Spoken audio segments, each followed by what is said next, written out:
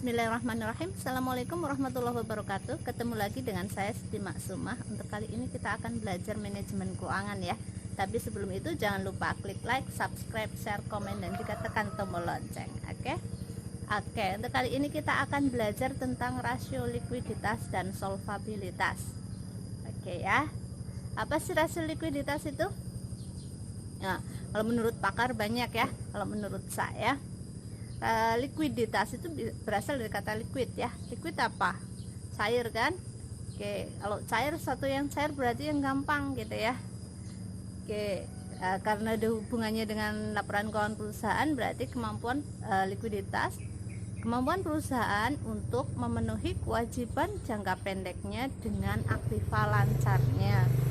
Jadi di sini kalau likuiditas itu kemampuan perusahaan memenuhi kewajiban jangka pendeknya dengan aktiva lancarnya. Oke, sama lancar gitu ya. Jadi seberapa besar sih hutang lancarnya? Hutang yang akan jatuh tempo dengan segera itu bisa ditutup dengan aktiva yang kita punyai. Aktiva yang seperti apa? Ya yang paling cepat diuangkan gitu. Jadi yang paling liquid pertama ya pasti kas dan aktiva-aktiva lain yang sangat bisa secepat mungkin untuk diuangkan. Oke ya. Oke, apa sih manfaat dari rasio likuiditas itu? Oke, salah satunya adalah untuk mengukur kemampuan perusahaan membayar kewajiban atau utang yang segera jatuh tempo pada saat ditagih. Yang kedua, mengukur kemampuan perusahaan membayar kewajiban jangka pendek dan aktiva lancar secara keseluruhan. Yang ketiga, mengukur kemampuan perusahaan membayar kewajiban jangka pendek dengan aktiva lancar tanpa menghitung persediaan atau piutang. Oke, yang keempat, mengukur atau membandingkan antara jumlah persediaan yang ada dengan modal kerja perusahaan. Yang kelima, mengukur seberapa besar uang kas yang tersedia untuk membayar utang. Yang keenam, alat perencanaan ke depan, terutama yang berkaitan dengan perencanaan kas dan utang. Yang ketujuh, untuk melihat kondisi dan posisi likuiditas perusahaan dari waktu ke waktu dengan membandingkannya dengan beberapa periode. Yang kedelapan, melihat kelemahan yang dimiliki perusahaan dari masing-masing komponen yang ada di aktiva lancar dan hutang lancar. Yang kesembilan, alat pemicu bagi pihak manajemen untuk memperbaiki kinerjanya. Yang 10, bagi pihak kreditor dapat menilai kemampuan perusahaan dalam membayar kewajiban mereka. Yang ke-11, bagi pihak distributor sebagai jaminan atas pinjaman yang diberikan. Oke, itu beberapa manfaat rasio likuiditas ya dari berbagai sudut pandang, baik dari investor, kreditor terutamanya, distributor, dan juga bagi manajemen perusahaan untuk melihat kinerjanya bagaimana gitu. Bisa bayangkan kalau kita masuk ke bank. Oke, kita lihat ke bank. Kalau misalkan bank kan sumber dananya dari masyarakat, dana pihak ketiga gitu ya. Kan badan tabungan, giro, dan lain-lain gitu ya, itu masuk dana pihak ketiga. Gambarannya itu misalkan saya masukkan uang 5 miliar ke dalam bentuk tabungan. Tabungan kan bisa diambil sewaktu-waktu ya, bisa diambil sewaktu-waktu. Nah, ketika saya tiba-tiba butuh, saya akan ambil uang itu gitu. Kalau tabungan kan nggak ada syarat. Nah, di sini kemampuan bank untuk membayar kewajiban jangka pendeknya, karena itu tadi tabungan saya masuk ke hutang jangka pendeknya dengan aktiva lancarnya. Oke, kalau sampai tidak bisa, kalau likuiditasnya terlalu rendah gitu ya, kan kemampuan bank untuk membayar hutang jangka pendeknya itu rendah. Jadi ketika saya tiba-tiba mau mengambil uang 5 miliar saya, tiba-tiba stok di bank itu agak menipis karena berbarengan dengan nasabah-nasabah yang lain mengambil, itu likuiditasnya bank akan kesulitan untuk memberikan dana kepada nasabah itu. Ya, untuk dana-dana yang lain juga bermasalah gitu ya. Bisa bayangkan apa yang saya rasakan? Pasti kecewa ya kalau sampai saya ibaratnya sulit untuk mengambil uang saya sendiri gitu. Apa yang saya rasakan? Kecewa. Apa yang saya akan lakukan? Komplain. Selain komplain, pasti ngomong ke orang, jangan ke sana, nanti uangnya nggak bisa diambil gitu. Bahaya kan? Oke, itu word of mouth yang negatif akan mempengaruhi nasabah lain untuk tidak menabung ataupun memasukkan dananya ke bank tersebut. Jadi jangan sampai likuiditas itu kurang atau illiquid istilahnya. Nanti kalau secara makro gitu terjadi seperti itu, nanti nggak ada nasabah yang mau nabung, dari mana bank akan beroperasi gitu kan. Ya, jadi kenapa sangat penting bank itu harus menjaga likuiditas perusahaannya. Oke, rasio-rasio likuiditas itu banyak, ada beberapa. Salah satunya itu kita bahas satu-satu ya. Salah satunya adalah current ratio atau rasio lancar ya. Rasio lancar adalah rasio untuk mengukur kemampuan perusahaan dalam membayar kewajiban jangka pendek atau utang yang segera jatuh tempo pada saat ditagih, atau secara keseluruhan, maksudnya semuanya nagih kayak tadi yang saya gambarkan. Itu yang amannya itu 2:1 istilah, ibaratnya nanti setiap hutang setiap hutang itu dijamin dengan 2 kali aset lancarnya, jadi itu aman lah ya, dibilang aman. Rumusnya untuk current ratio apa? Berarti aktiva lancar dibagi dengan kewajiban lancar kali, kalau persen itu dikali 100%. Oke, jadi kalau udah 200%, sekitar 200% aman lah. Jadi kalau mau diambil ada masih 100% atau 1 bagian itu untuk membayar kewajiban-kewajiban yang lain seperti biaya operasional, gaji dan lain sebagainya ya, itu masih aman. Kalau terlalu rendah itu illiquid, itu bahaya seperti tadi gambarannya, nasabahnya ngambil semua, belum bayar gaji dan lain sebagainya, itu mau bankrupt itu. Nah, itu min dalik ya. Jangan sampai seperti itu. Kalaupun nanti kalian jadi manajemen bank, harus manajer bank atau berada di bank dari sisi bagian keuangan yang nanti mengambil kebijakan, jangan sampai itu terjadi ya. Oke, tapi apakah semua rasio likuiditas yang tinggi itu bagus? Nah, kalau terlalu tinggi juga nggak bagus. Kenapa? Nggak efisien. Karena apa? Tadi uang bank sumbernya kan dari nasabah. Ya, sebagian kita bicarakan dari yang bersumber dari dana pihak ketiga ya. Dana pihak ketiga itu kita wajib bayar apa? Kalau sudut pandangnya kita, tadi kan saya contohkan saya sebagai nasabah, sekarang saya sudut pandangnya sebagai bank, manajemen banknya. Kalau misal tadi ya terlalu banyak, terlalu tinggi likuiditasnya, berarti kan aktiva lancarnya terlalu besar, ya enggak? Aktiva lancar terlalu besar nggak bagus juga. Kenapa nggak bagusnya? Ya tadi, karena sumber dananya itu berasal dari nasabah. Nasabah kita memasukkan uang ke kita, kan ada bagi hasil ya, jadi kita harus bayar bagi hasil. Kalau uang itu sampai mengendap di kas katakanlah, atau di aktiva lancar,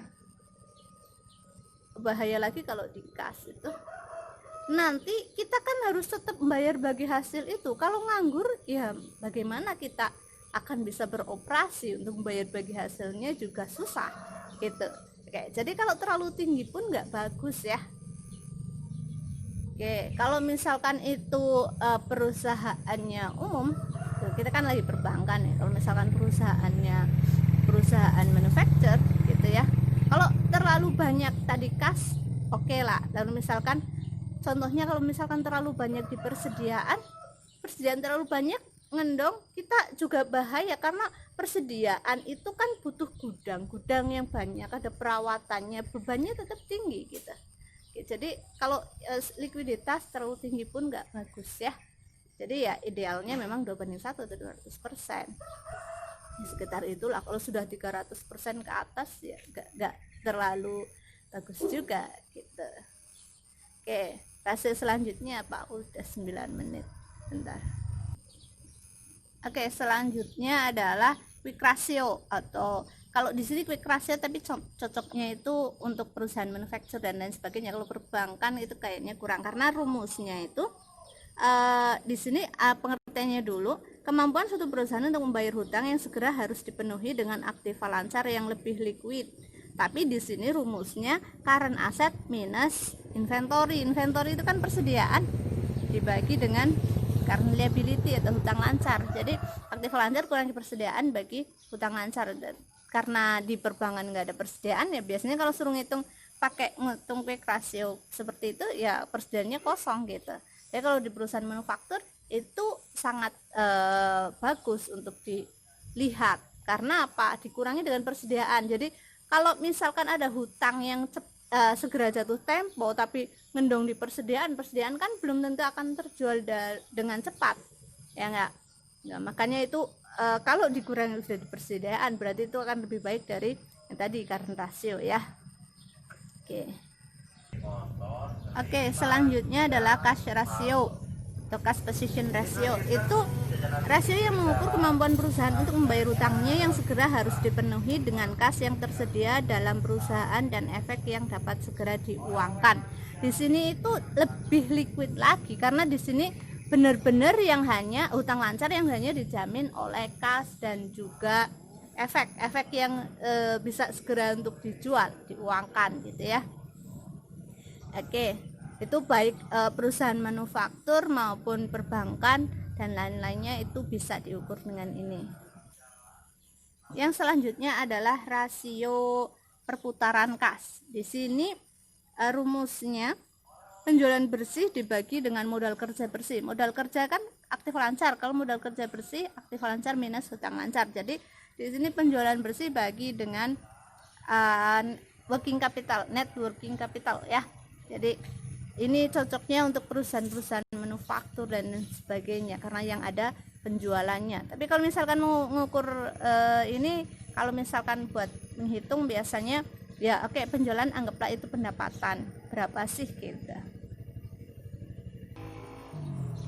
Yang selanjutnya adalah working capital to total asset ratio. Adalah rasio yang mengukur likuiditas dari total aktiva dan posisi modal kerja neto dari jumlah aktiva. Jadi di sini bisa digunakan untuk semua jenis perusahaan ya, karena rumusnya adalah current asset dikurangi current liabilities dibagi dengan total aset. Kalau persen tinggal dikalikan 100%. Oke. Selanjutnya masuk ke solvabilitas. Apa sih solvabilitas? Oke, menurut Pak Kasmir ya, rasio solvabilitas atau leverage merupakan rasio yang digunakan untuk mengukur sejauh mana aktivitas perusahaan dibiayai dengan hutang. Jadi di sini kita mengukur semuanya yang berasal dari hutang, aktivitas yang dibiayai oleh hutang. Oke, apa manfaatnya, tujuannya apa gitu ya? Satu, untuk mengetahui posisi perusahaan terhadap kewajiban terhadap pihak lainnya atau kreditor ya. Kedua, untuk menilai kemampuan perusahaan dalam memenuhi kewajiban yang bersifat tetap seperti angsuran pinjaman termasuk bunganya ya. Yang ketiga, untuk menilai keseimbangan antara nilai aktiva khususnya aktiva tetap dengan modal. Yang keempat, untuk menilai seberapa besar aktiva perusahaan dibiayai oleh hutang. Kelima, untuk menilai seberapa besar pengaruh hutang terhadap pengelolaan aktiva. Yang keenam, untuk menilai atau mengukur beberapa bagian dari setiap rupiah modal sendiri yang dijadikan jaminan utang jangka panjang. Oke. Yang ketujuh, untuk menilai berapa dana pinjaman yang segera akan ditagih terdapat sekian kalinya modal sendiri yang dimiliki. Oke. Manfaatnya menurut Pak Kasmir, pertama, untuk menganalisis kemampuan posisi perusahaan terhadap kewajiban kepada pihak lainnya. Yang kedua, untuk menganalisis kemampuan perusahaan memenuhi kewajiban yang bersifat tetap. Hampir sama dengan yang tadi ya, walaupun itu menurut Pak Kasmir. Untuk yang ketiga, untuk menganalisis keseimbangan antara nilai aktiva khususnya aktiva tetap dengan modal. Keempat, untuk menganalisis seberapa besar aktiva perusahaan dibiayai oleh hutang. Yang kelima, untuk menganalisis seberapa besar utang perusahaan berpengaruh terhadap pengelolaan aktiva. Yang keenam, untuk menganalisis atau mengukur berapa bagian dari sejumlah rupiah modal sendiri yang dijadikan jaminan utang jangka panjang. Yang ketujuh, untuk menganalisis berapa dana pinjaman yang segera akan ditagih terdapat dari sekian kali modalnya. Oke, jadi di sini kalau solvabilitas itu mengukur kemampuan perusahaan dalam membayar berapa sih aset yang berasal atau bersumber dari hutang gitu. Jadi kenapa kok kita perlu? Karena aset semua yang dimiliki kalau nggak sumbernya dari modal sendiri ya dari hutang. Kita mau lihat berapa besar sih hutangnya dibandingkan dengan modal sendiri. Kalau misalkan terlalu besar hutangnya, ya bahaya juga, karena hutang kan harus membayar bunga atau bagi hasilnya ya pada kreditor. Jadi harus sangat-sangat efektif dalam menghasilkan laba dari aktiva yang bersumber dari hutang ini. Oke, apa saja sih rasionya? Oke, rasio untuk solvabilitas yang terkenal itu debt to total asset ratio ya. Apa sih?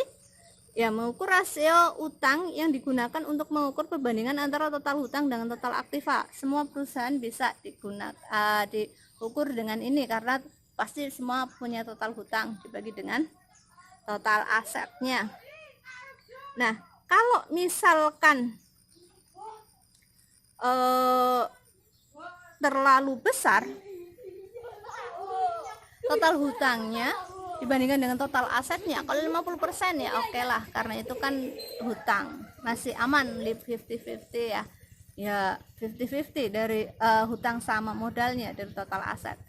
Kalau lebih dari itu ya sudah agak warning.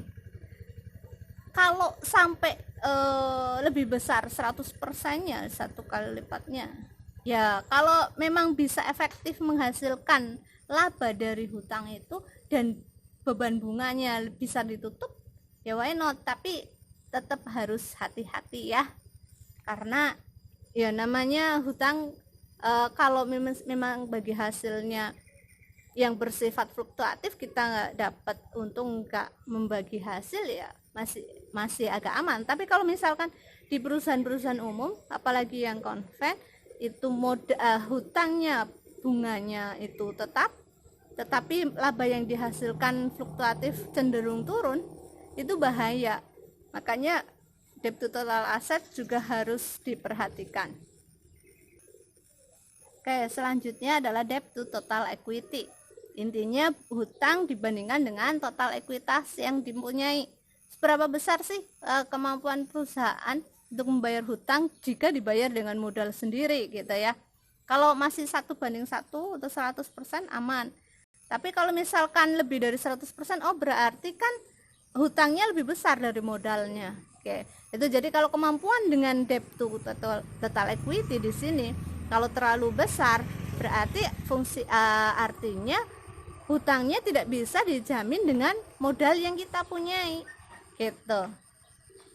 Tidak bisa dibayarkan dengan modal yang kita punyai, itu hutangnya. Tuh, jadi agak bahaya ya. Tapi sekali lagi, kalau memang perencanaan dari manajer keuangannya itu matang, hutangnya itu efektif dan efisien untuk menghasilkan laba yang tinggi, ya sekali lagi nggak masalah ya. Oke, yang selanjutnya adalah long term debt to equity ratio.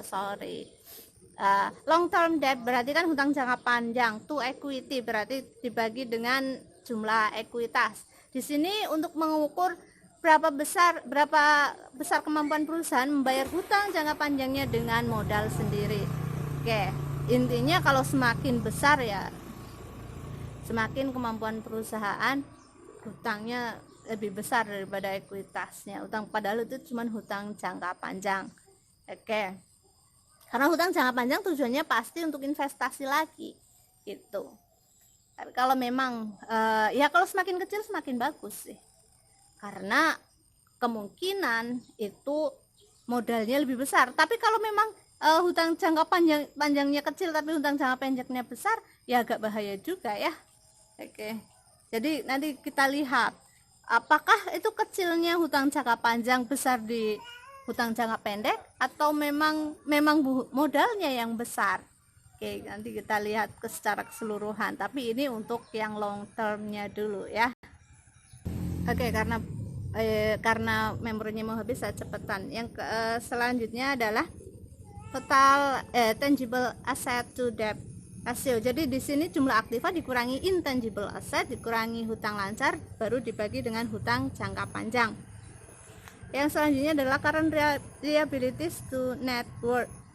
Jadi di sini menunjukkan bahwa dana pinjaman yang segera akan ditagih ada terdapat sekian kalinya modal sendiri. Time interest earned, rasio ini merupakan rasio yang mencari jumlah kali perolehan bunga. Jadi rumusnya adalah earning before tax ditambah biaya bunga dibagi dengan interest.